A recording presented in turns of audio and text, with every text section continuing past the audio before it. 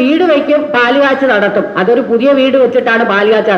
അതിനപ്പുറത്ത് നമ്മളൊരു കക്കൂസ് വെച്ചിട്ട് ആരെങ്കിലും പാലുകാച്ച് നടത്തുമോ? വിളിച്ചു പാലുകാച്ചോ? അതല്ലേ അവർ കാണിച്ചത്. അവർക്ക് സത്യം പറയും, ഇവർക്ക് നാണം ഇല്ലയോ എന്നാണ് എനിക്കറിയാൻ വയ്യാഞ്ഞത്. ഇപ്പം നഗരസഭയിലെ ഒരു മെമ്പറും അവരുടെ ഒരു പാർട്ടിയിൽപ്പെട്ട ഒരു വ്യക്തിയും കൂടെ വേറെ ഒരു ലോക്കലായുള്ള ഒരു വ്യക്തിയുടെ അടുത്ത് സ്ത്രീത്വത്തെ അപമാനിക്കുന്ന രീതിയിൽ ചാനൽ ചർച്ച നടത്തിയിട്ടുണ്ട്. അപ്പൊ എന്നാലും അതല്ല, ഓണത്തിന് മുമ്പ് ആ വലിയ കുഴികൾ അടച്ചില്ലെങ്കിൽ കൊല്ലത്ത് ഓഫീസിൽ ഞാൻ പോയി ഓഫീസ് ഉപരോധിക്കും. അതിന് യാതൊരു തർക്കവും ഇല്ല, ഞാൻ പോയിരിക്കും. ഇനി ഞാൻ മന്ത്രിയെ തടയുന്ന ഈ റോഡിന്റെ പേര് തടയുവാണെങ്കിൽ അതിന്റെ ഉത്തരവാദിയും ഈ ഉദ്യോഗസ്ഥരായിരിക്കും. കാരണം അവർക്ക് പണ്ടനുവദിച്ചു കൊടുത്ത കുഴികൾ ഇപ്പം വലിയൊരു അപകടത്തിൽ കിടക്കുകയാണ്. അതിനപ്പുറത്തോട്ട് മാറ്റി ഈ ഇന്റർലോക്ക് ഇട്ടത് മാത്രമല്ല, അതിന്റെ അപ്പുറത്തോട്ട് മാറി വലിയ വലിയ കുഴികൾ രൂപം കൊണ്ടിരിക്കുകയാണ്. കഴിഞ്ഞിട്ട് ടാറിങ് അവർ ഓണം കഴിഞ്ഞിട്ട് മഴയൊക്കെ മാറിയിട്ട് ടാറിങ് അവർ പതുക്കെ ചെയ്താൽ മതി. അവണൂർ വരെ ടാറിങ് ഉണ്ടെന്ന് പറഞ്ഞു, അതവർ പതുക്കെ ചെയ്താൽ മതി പറഞ്ഞ് ഒരു റോഡ് പണി ഒരു താൽക്കാലികമായിട്ട് അതിനൊരു വർക്ക് ചെയ്ത് പൂർത്തീകരിക്കാതെ ഒരു ഉദ്ഘാടനം നടത്തി. നിങ്ങളെല്ലാവരും കണ്ട കാര്യമാണ്. ഒരു ദിവസം ഒരു 4:30 മണിയായപ്പോൾ വണ്ടിക്കകത്തൊരു മൈക്കും വെച്ച് കെട്ടി അവിടെ കുറേ ആളുകൾ നിന്ന് അവരുടെ മിടുക്കൊണ്ടാണ് ഈ റോഡ് പണിഞ്ഞെന്ന് പൂർത്തീകരിച്ചിട്ട് നടത്തിയെങ്കിൽ വേണ്ടിയല്ല. കാരണം നമ്മളൊക്കെ ഒരു വീട് വയ്ക്കും, പാലുകാച്ച് നടത്തും. അതൊരു പുതിയ വീട് വെച്ചിട്ടാണ് പാലുകാച്ച്. അതിനപ്പുറത്ത് നമ്മളൊരു കക്കൂസ് വെച്ചിട്ട് ആരെങ്കിലും പാലുകാച്ച് നടത്തുമോ? വിളിച്ചു പാലുകാച്ചോ? അതല്ലേ അവർ കാണിച്ചത്. അവർക്ക് സത്യം പറയും, ഇവർക്ക് നാണം ഇല്ലയോ എന്നാണ് എനിക്കറിയാൻ വയ്യാഞ്ഞത്. ഒരു ഉദ്ഘാടന ചടങ്ങ് അവിടെ നടത്തിയിരിക്കുന്നു. പിന്നെ അറിയുന്നു മന്ത്രിക്ക് പുത്തൂർ ചന്ത ഉദ്ഘാടനത്തിന് പോകാൻ വേണ്ടിയാണ്. ഇത്രയും ജനങ്ങൾക്ക് റോഡ് ചുറ്റിപ്പോയി കാര്യങ്ങൾ നടത്താം, മന്ത്രിക്ക് മാത്രം ചുറ്റിക്കറങ്ങാൻ വയ്യാതെ നേരിട്ട് പോകാൻ വഴി പോലും പൂർത്തിയാക്കാത്തടത്ത് തുറന്നു കൊടുത്തത് നിയമപരമായിട്ടൊരു തെറ്റായ ഒരു കാര്യമാണ് അത് ചെയ്തത്. നമ്മളൊരു കാര്യത്തിന് ഇറങ്ങാൻ അതെന്തെങ്കിലും ചെയ്തിട്ട് വേണം ഈ ജാടയും പൊങ്ങച്ചവും കാണിക്കാൻ. അതുമാത്രം അല്ല, ഞാൻ ഈ സമരം ചെയ്തതിൻ്റെ പിന്നില് ഇവിടുത്തെ അത് നടത്തിയിട്ട് ഞാനത് കണ്ടില്ല, അറിഞ്ഞില്ല. നടത്തിയിട്ട് പുള്ളിക്കതിലെ കുറ്റബോധം കൊണ്ട് എൻ്റെ അടുത്ത് വന്ന് മാപ്പ് ചോദിച്ചു. എന്ന് വെച്ചാൽ ഞായറാഴ്ച രാത്രി, ശനിയാഴ്ച പ്രശ്നം നടക്കുന്നു, ഞായറാഴ്ച സന്ധ്യയ്ക്കാണ് ഈ പുള്ളിക്കാരൻ ചാനൽ ചർച്ച നടത്തിയത്. എന്നിട്ട് എൻ്റെ അടുത്ത് വന്ന് തിങ്കളാഴ്ച രാവിലെ വന്ന് മാപ്പ് പറയുന്നു.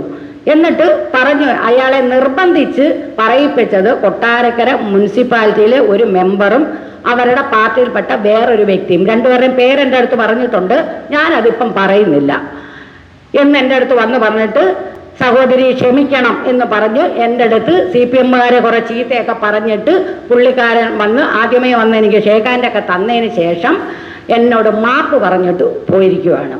പക്ഷേ സ്ത്രീത്വത്തെ വളരെ മോശമായി പരാമർശിക്കുന്ന രീതിയിലുള്ള ചാനൽ ചർച്ചയാണ് അതെനിക്ക് കാണാൻ കഴിഞ്ഞത്. ഞാൻ അതിനെതിരായിട്ട് ഞാൻ പരാതി കൊടുക്കും, അതിന് യാതൊരു തർക്കവും ഇല്ല. കാരണം ഞാൻ ജനങ്ങൾക്ക് വേണ്ടി ചെയ്ത ഒരു കാര്യമാണ്. പിന്നെ വേറെ ഏത് വെള്ളമടിക്കാരന് എന്തോ പച്ചക്കറി വിൽക്കാൻ പോകുന്ന ഒരു എന്തോ ഓമനക്കുട്ടൻ എന്നും പറഞ്ഞ ഒരാളെ കൊണ്ടുവച്ച് ഒരു ചാനലിനകത്ത് ഒരു ജാട കാണിക്കുന്നത്, ഇതൊന്നും കണ്ടാലേ തളരുന്നതല്ല ഗിരിജയുടെ മനസ്സും ശക്തിയും.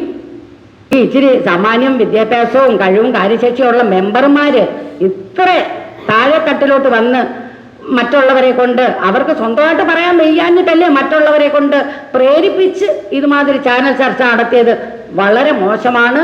അത് തെറ്റായ ഒരു നടപടിയാണ്. ഇതിനെതിരെ ഞാൻ സ്ത്രീത്വത്തെ അപമാനിച്ച കേസ് ഞാൻ കൊടുക്കുകയും ചെയ്യും. ഇതൊക്കെ ഈ പണി എത്രയും പെട്ടെന്ന് ചെയ്തില്ലെങ്കിൽ ഇനി മന്ത്രിയോ വേണമെങ്കിലും തടയും, അതല്ല അവിടെ കൊല്ലത്ത് പോയി ഓഫീസിനെ ഉപരോധിക്കുകയും ചെയ്യും. അതിൽ നിന്ന് പിന്മാറ്റമില്ല. പിന്നെ ഒരു അപമാനിച്ചതെന്ന് പറയുന്നത് ഞായറാഴ്ച ഒരു രാത്രിയിലാണ് ഒരു ചാനൽ ചർച്ചയിലൂടെ അപമാനിച്ചത്. നമ്മുടെ ഈ റോഡിൻ്റെ അടുത്തുള്ള ഒരു വ്യക്തിയാണ്. അതിന് മുനിസിപ്പാലിറ്റിയിലെ ഒരു പുള്ളിക്കാരൻ പറയാൻ മുനിസിപ്പാലിറ്റി ഒരു മെമ്പറും പാർട്ടിയിൽപ്പെട്ട വേറൊരു അംഗവും, രണ്ടുപേരെ എനിക്കറിയാവുന്നതാണ്. അവര് നിർബന്ധിച്ചു പറയിപ്പിച്ചതാണെന്ന് പറഞ്ഞു. കൗൺസിലറാണ് നിർബന്ധം. ഇത് വന്ന് പറയുമ്പോൾ ഇത് CC ക്യാമറ ഉണ്ടായിരുന്നു. കാരണം റെക്കോർഡ് ചെയ്ത് വെച്ചിട്ടുണ്ട്. വന്ന് പറയുന്ന വ്യക്തി കാണിച്ചതെല്ലാം ഫോട്ടോയും ഉണ്ട്.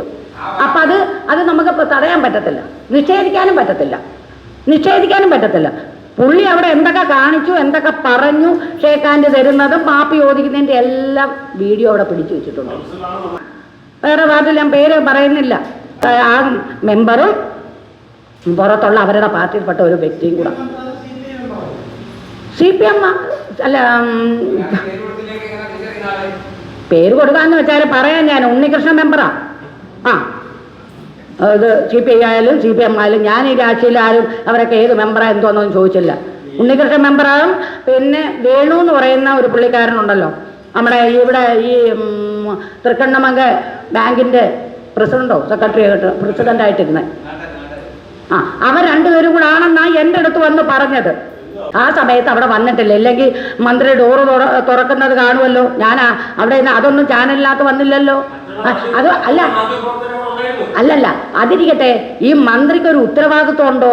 നമ്മൾ വോട്ട് കൊടുത്ത് ജയിപ്പിച്ച ഒരു മന്ത്രിക്ക് ഒരു സ്ത്രീ വന്ന് ഇത്രയും ആധികാരികമായിട്ട് സംസാരിക്കുമ്പോൾ അത് എന്താണെന്ന് മനസ്സിലാക്കാൻ ഒരു മന്ത്രിക്ക് അതിൻ്റെതായ ഒരു ഉത്തരവാദിത്വം ഉണ്ടോ? ഒരു ജനപ്രതിനിധി ആരാണ്? അവരുടെ ചുമതല എന്താണ്?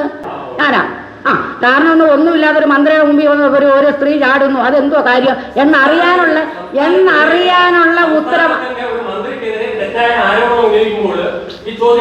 തെറ്റായ ധാരണ എന്നെ എന്നെ തട്ടി മാറ്റി എന്നുള്ള കാര്യം എൻ്റെ കയ്യിലാണ് ബോർഡ് ഇരുന്നത്. അതിനകത്ത് ടച്ച് ചെയ്തോ ഇല്ലയോ എന്ന് മനസ്സിലാക്കാൻ എനിക്ക് മാത്രമേ കഴിയത്തുള്ളൂ. ഇല്ലെന്നൊന്നും തർക്കിക്കണ്ട, ചുമ്മാ ഇരിക്കെ അങ്ങനെ തർക്കിക്കല്ല, തട്ടി മാറ്റുക തന്നെ ചെയ്തു. ഇല്ലെന്നുണ്ടെങ്കിൽ മന്ത്രി അവിടെ നിന്നിട്ട് എന്താണ് ഇവർ പറയുന്നത്, എന്തോ പ്രശ്നം എന്തുവാ, അതൊരു വാക്ക് ചോദിച്ചിട്ട് അങ്ങോട്ട് പോയിരുന്നെങ്കിൽ അവിടെ ഈ സംഭവം ഒഴിവാക്കാനായിരുന്നു. പിന്നെ പറഞ്ഞു, പിന്നെ ശരീരത്തിലൊന്നും തട്ടിയിട്ടില്ല, ഇല്ലാത്ത കാര്യമൊന്നും നിങ്ങൾ പറയണ്ട. അത് നല്ല മാന്യമായിട്ട് തന്നെ പെരുമാറുക. ശരീരത്തൊന്നും തട്ടിയിട്ടില്ല, ബോർഡിനകത്ത് മാത്രമേ തട്ടിയിട്ടുള്ളൂ. ഇല്ലാത്ത കാര്യമൊന്നും ഞാൻ പറയുന്നില്ല. അങ്ങനെയുള്ള കടന്നുള്ള ചോദ്യങ്ങളൊന്നും വേണ്ട. പിന്നെ അവിടെ എല്ലാം ശരിയായി ഇരുന്നയാണെങ്കിൽ 17-ാം തീയതി സമരം നടക്കുന്നു, 18-ാം തീയതി ഞായറാഴ്ച തന്നെ അവരങ്ങ് റോഡ് പണി തുടങ്ങി. എനിക്ക് അങ്ങനെയൊന്നും ചോദിക്കുക, TS കിട്ടിയത് തിങ്കളാഴ്ച തുടങ്ങിയാൽ പോരായിരുന്നു? അല്ലെങ്കിൽ അതിന് മുമ്പ് തലേ ദിവസം തുടങ്ങിയാൽ പോരായിരുന്നു? ഞായറാഴ്ച ലോകത്തിൽ എവിടെങ്കിലും തൊഴിലാളികൾ വന്ന് അവിടെ പണി തുടങ്ങൂ? ഏതെങ്കിലും സൈറ്റിൽ പണി തുടങ്ങുന്നതായിട്ടൊന്ന് കാണിച്ചതാ? 18-ാം തീയതി അവിടെ പണി തുടങ്ങിയെന്ന് പറഞ്ഞല്ലോ. എല്ലാം ശരിയായി ഇരുന്നതാണ്. നേരത്തെ അതല്ലായി ഞാൻ ഷോ കാണിക്കാൻ ചെന്നതാണെങ്കിൽ ഞായറാഴ്ച എവിടെങ്കിലും ഇതുപോലൊരു പണി തുടങ്ങിയതായിട്ട് ഒരിടത്തൊന്ന് കാണിച്ചതാ? തിങ്കളാഴ്ചയെ തുടങ്ങൂ, ഞായറാഴ്ച തുടങ്ങേണ്ട കാര്യമില്ല. ഇത് ഞായറാഴ്ച നേരം വെളുത്തപ്പോൾ കുഴികൾ അടച്ചു അവിടെ. അപ്പോൾ അതെല്ലാം റെഡിയായിരുന്നെങ്കിൽ അവർക്ക് തലേന്ന് അടച്ചുവിടായിരുന്നോ? മന്ത്രിക്ക് ഇങ്ങനെ ഒരു പരിപാടിയുണ്ട്, അല്ലെങ്കിൽ വേണ്ട തിങ്കളാഴ്ച ഒരു പരിപാടി. ഇപ്പം വിളിച്ച് ഞാൻ തരാം, ഇത് പേപ്പറുകൾ ശരിയായോ, ഇതിന് അപ്രൂവ് കിട്ടിയോ എന്ന് ഞാൻ ഇപ്പം കേൾപ്പിച്ച് തരാൻ വേണമെങ്കിൽ. ഞാൻ അവിടെ ഡോറ് തുറമ്പോൾ ഇത് കാർഡുമായിട്ട് ചെന്നപ്പോൾ അത് തട്ടി മാറ്റിക്കൊണ്ടാണ് മന്ത്രി പോയത്. അതാണ് ഞാൻ അത്രയും അവിടെ സംസാരിക്കുക. ഇല്ലെങ്കിൽ മന്ത്രി ചെയ്യേണ്ടത് എന്താ വിഷയം, എന്തിനാ വന്നേ, എന്തുവാ, അതൊന്ന് ചോദിക്കാനുള്ള ഒരു ഉത്തരവാദിത്വം ഒരു ജനപ്രതിനിധി, മന്ത്രി എന്നുള്ളതല്ല, ഒരു വാർഡ് മെമ്പർക്ക് പോലും ധാർമ്മിക ഉത്തരവാദിത്വം കാണിക്കണം. അത് മന്ത്രി എന്നുള്ളതല്ല, ഒരു കൗൺസിലർ ആയാലും ഒരു വ്യക്തി, സാധാരണക്കാരോ ഒരു വ്യക്തി വന്ന് ഒരു പരാതി പറഞ്ഞു കഴിഞ്ഞാൽ എന്തുവാ ഏതാ എന്ന് ചോദിക്കാനുള്ള ഒരു ക്ഷമ, അതല്ലേ ഒരു ജനപ്രതിനിധിയുടെ ഉത്തരവാദിത്വം എന്ന് പറയുന്നത്. പിന്നെന്തിനാ നമ്മൾ വോട്ടും കൊടുത്ത് ഇവരെ ജയിപ്പിക്കുന്നത്? ഈ 1-2 കാര്യം ഞാൻ ഇവിടെ പറഞ്ഞിട്ടുണ്ട്, അതിന് തടയും. സ്ഥിരമായിട്ട് അങ്ങനെ തടയേണ്ട കാര്യമില്ല. അത് നമുക്ക് അംഗീകരിച്ച് കിട്ടണം. ഒരു രാഷ്ട്രീയവും ഇല്ല, രാഷ്ട്രീയപരമായിട്ട് കാണിയേം വേണ്ട. അല്ലല്ല, ഒരു കോൺഗ്രസ് എൻ്റെ വീട്ടിലുള്ള എൻ്റെ ഹസ്ബൻഡ് പോലും സത്യം പറയുകയോ അറിഞ്ഞിട്ടില്ല. ഇന്ന് ഈ പത്രസമ്മേളനോ അറിഞ്ഞിട്ടില്ല. കാരണം അറിഞ്ഞാൽ നടക്കത്തില്ല. അവർക്കൊന്നും ഈ പൊതുപ്രവർത്തനത്തിലോ രാഷ്ട്രീയത്തിലോ ഒന്നും താല്പര്യമില്ലാത്ത ആളുകളാണ്. അത് അവരവർക്ക് തോന്നിയതായിരിക്കും. ആർക്ക് വേണമെങ്കിലും വെക്കാം. നിങ്ങൾ വെച്ചില്ലല്ലോ, പത്രക്കാരൊന്നും വെക്കാൻ എന്താ ഞങ്ങൾ വെച്ചില്ലല്ലോ.